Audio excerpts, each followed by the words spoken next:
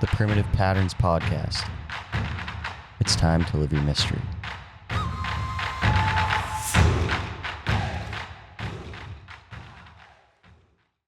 All right, boys, welcome back to another episode of the podcast. We've got an early morning one today, 5 a.m.er, second time we've done it. Last time it was good conversation. It's a little bit fitting for what we were going to talk about today, which was just developing good, healthy habits early in life. So investing in your health early in life. One way that we do that is getting up early. So how we feeling on this early morning? Yeah, not too bad. Boys got a busy day ahead of us. Maybe some things that we don't necessarily want to do, some things that we do want to take part in. So that's life though, eh? That's it. Good to get this in early with the boys, have a coffee, and get the day started on the right foot. Fucking right. All right. Good stuff. All right. Well, yeah, like I had mentioned, we're going to talk a little bit about investing in your health early on in your life. We were joking about it the other day, just being like, oh, people are always saying, oh, you got to fucking, you got to invest in your retirement and put money away and blah, blah, blah. But nobody is really thinking about, not nobody, but there are a lot of people that aren't thinking about their health and how they're going to be able to move through life once they hit that age of like 50 and 60. So, yeah, Luker, maybe give me something about how you think people should be investing in their health early in life. I think people, for the most part, know what they should be doing. We can get into that later, but I just look at the example of like we've all done it, and anyone that's been in the health and fitness industry, whether as a doctor or a personal trainer or whatever, they've had a 50-year-old client or patient that's done the right things in their 20s and 30s and 40s. And then they've also had a 50-year-old patient that hasn't done the right things in their 20s, 30s, and 40s. And the difference between those two individuals is usually insane. So I think when you see it so much, you just want to get that message out to people like, hey, listen, start taking care of it now and investing now, because it's really, really difficult to come back from just neglecting it for decades. Yeah. Like we've seen that, being like owners and also on the gym floor, coaching people. How often have you seen that where like somebody comes in and now they're like whatever, mid 30s, early 40s, like not even that old, but you can just tell they haven't instilled any of those habits, whether it's nutrition, training, whatever. And you can see it's such a battle for them. Like it's such a tug of war with like, I want to go to the gym, but they can't ever seem to kind of reel it in and do it on a consistent basis. And it definitely is because they never instilled those patterns early in life. And chances are now it's probably going to be an ongoing battle the rest of their life. Some people are able to kick it at that age, turn their life around, turn their health around, and sail into the sunset happy. But oftentimes that probably isn't the case.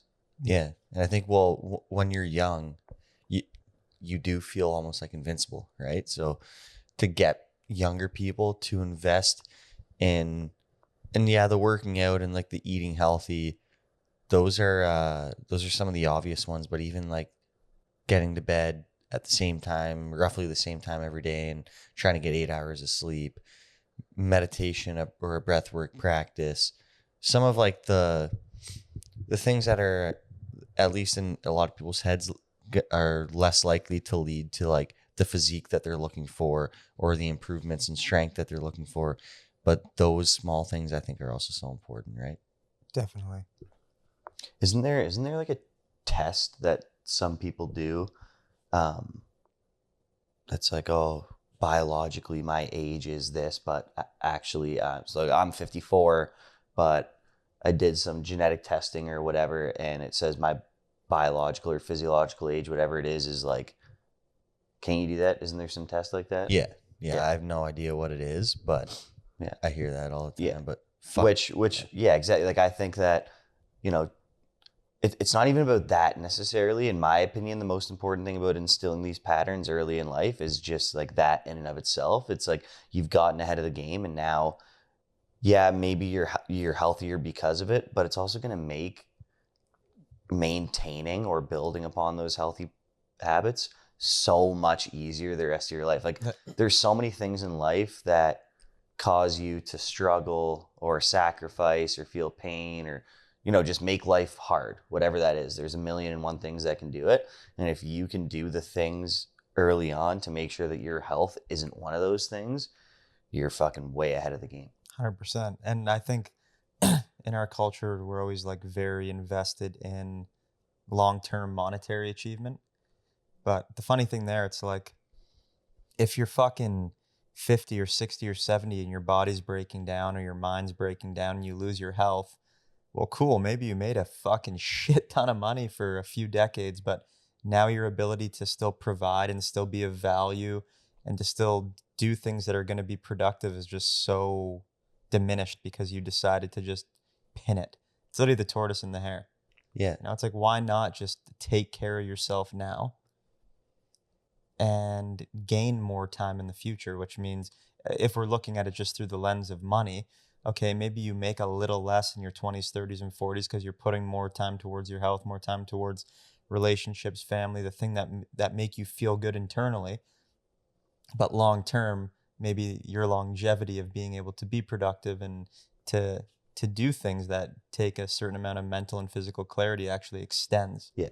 And I also don't think that investing in your health would ever have negative impacts on the amount of money you're God, able to, no. you know what I mean? Like if you're a healthy, vibrant person, and because you're healthy and vibrant, you know, when you have interactions with people, those interactions go well, people want to be around you, they feel your energy, like there's no way that in any way is going to negatively impact the amount of money you're able to make or the strides you're going to be able to make in your career. If anything, I could almost guarantee that it's probably going to help. I know, but it's funny because most people, Yeah, when they don't train or they're not meal prepping or they're not doing breath work or the things that you encourage them to do, it generally comes down to, I'm just so busy with exactly. work and family. Yeah. I'm so busy with work and family. Well, it's like twofold there.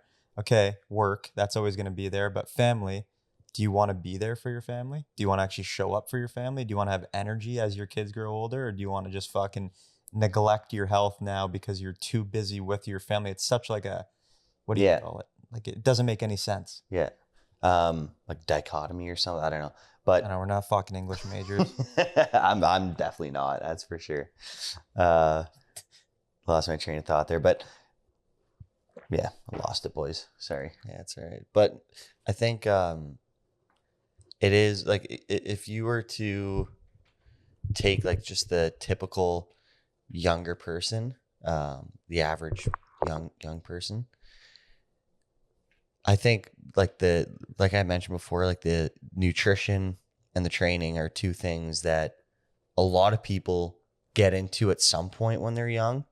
I hear a lot of people that will say, oh, you know, I got into lifting for a good year when I was younger, or I went on this diet for 6 months. I was carnivore for 6 months. And that year of my life, I was in the best shape of my life. That is not in any way instilling habits. That's just like, well, what do people say how long it takes to create a habit? I don't fucking I know, don't like know. 90 days or something. Yeah. I think that's even bullshit. I think it takes a lot longer than that to like truly cement a habit into your life and have it become a part of who you are. So yeah, a lot of people get into like working out or eating healthy for short periods of time. But what are some things that people can do, or even if it's like a shift in mindset? What's a golden nugget that maybe we could give somebody that's like, here is how you get started? Because it's easy for us to sit here and be like, you know, when you're young, you got to work out and you got to eat healthy and you got to start some type of breathwork meditation practice and you need 8 hours of sleep. You need to drink this much water, blah, blah, blah. What's like something you can act, like, even if it's like a change in mindset, like what's something you could give somebody? Luke, you're usually a pretty philosophical, you know, type guy. I think one thing people, I don't think there's a change in mindset that's needed. It's like, okay, you're young, you want to age and be healthy and you want to live healthy right now. Like sometimes this fucking bullshit about mindset or this and that, it's like pick a couple behaviors that you know you need to start doing and either start doing them or hire help to help you do them, because there's so much positive mindset shifts in action.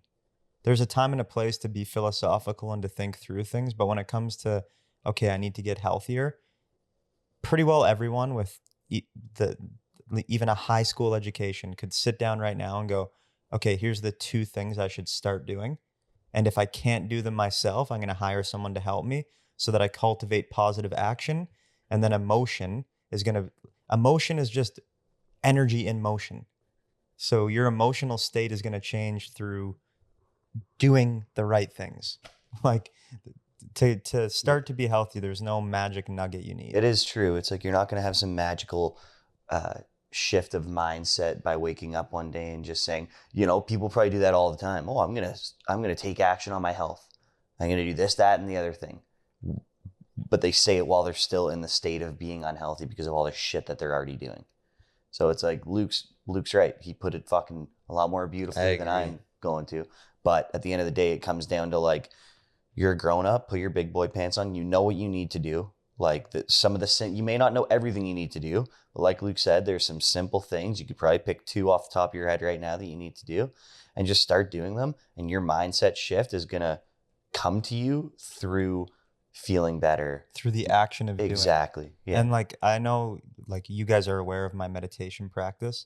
And one thing I can say wholeheartedly about my meditation practice is that practice is exponentially, the word better isn't a good thing to use, but I feel I get more out of it, or I'm stiller through it, however you want to phrase it, when I am eating well, when I am moving my body, when I am cultivating positive interaction through my day.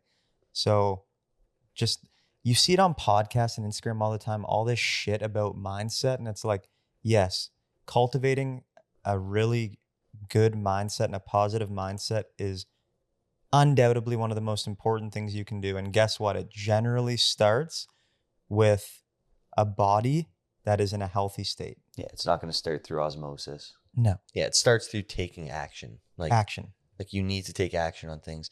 And you can't just wake up and journal your way to health. No, definitely not. Now, maybe one, like, I don't know if this is a mindset shift, but that could happen before action, is just being honest with yourself about what you need to do for your health.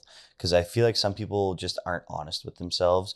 Like they're lying to themselves, like, oh, I don't know why I can't lose weight. And then, if you looked at their life, you're like, oh, well, it's because you booze 3 days a week and it's because you do this, that. And they're like, oh, I have to go to my doctor to get blood work because I just don't know why this weight won't come off. Or like, I do everything I can and I'm still not gaining muscle or whatever. And it's like, if you were being genuinely honest with yourself before even taking action, because you probably need to be honest with yourself to take action, maybe that's something that you could do, just be honest with yourself. Like, don't lie to yourself because it's comfortable. Like, Be honest, and it might suck. Or get somebody that really loves you and is really close to you and ask them to be brutally honest to you.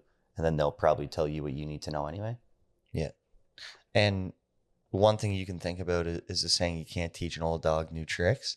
And maybe use that as like a realization that the longer you wait to create these healthy habits, the harder it's going to be.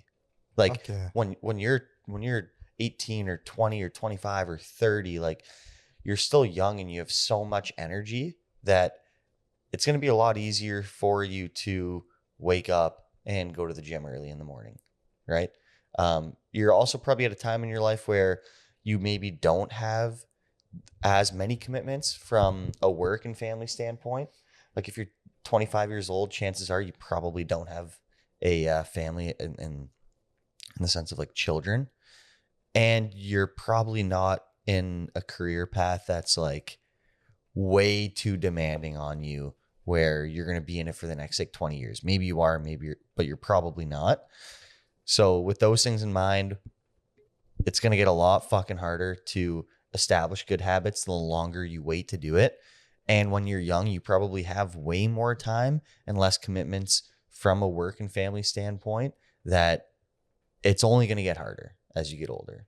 So maybe use that as a bit of a motivating factor instead of being like, oh yeah, I'll start once summer's over. And then that leads to, I'll start once Christmas is over. And then year after year, you're just not starting the shit that you need to start.